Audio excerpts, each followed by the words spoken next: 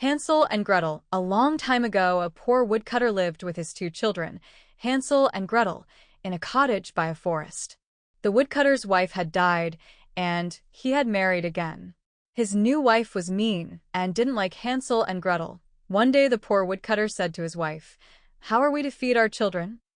And his wife said, "We can't. Tomorrow you must take them into the forest and leave them there."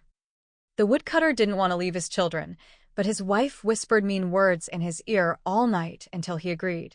They didn't know that Hansel and Gretel could hear them. Gretel was afraid, but Hansel had an idea.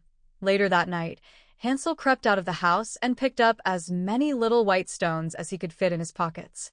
Then he went to bed. In the morning, the woodcutter took the children into the forest.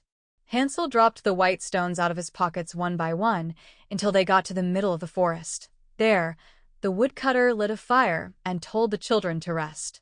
The children soon fell asleep by the fire, and the woodcutter left them.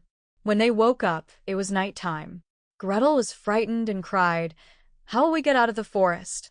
But Hansel took her hand and pointed to the little white stones he had dropped on the way. The stones shone in the moonlight, so they were able to follow them all the way home. Their father was happy to see them, but their stepmother was angry they were back. Soon the family's food ran out again, and the stepmother told the woodcutter to take the children away in the morning. Hansel told Gretel not to worry, but that night their stepmother locked the door. Hansel couldn't get out to find any stones. In the morning, their father gave the children some bread. Hansel saved his, and as they walked through the forest, he dropped crumbs on the ground. They went deeper into the forest this time. As before, the woodcutter lit a fire and told the children to stay and rest by it. When Hansel and Gretel woke up, it was dark again. Hansel looked for the crumbs to show them the way home, but the birds had eaten them all. The children started walking.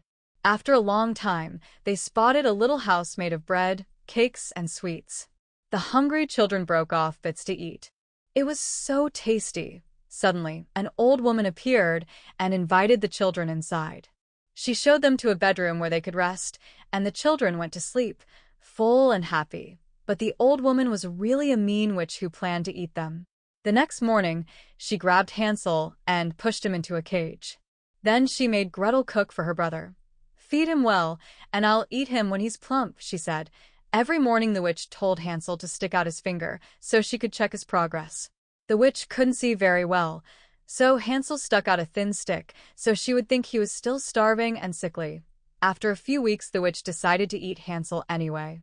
She asked Gretel to climb into her big oven to light it.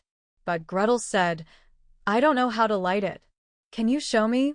As soon as the old woman climbed into the oven, Gretel slammed the oven door shut, trapping the witch inside. Gretel let Hansel out of the cage, and the two children ran out of the house, into the forest.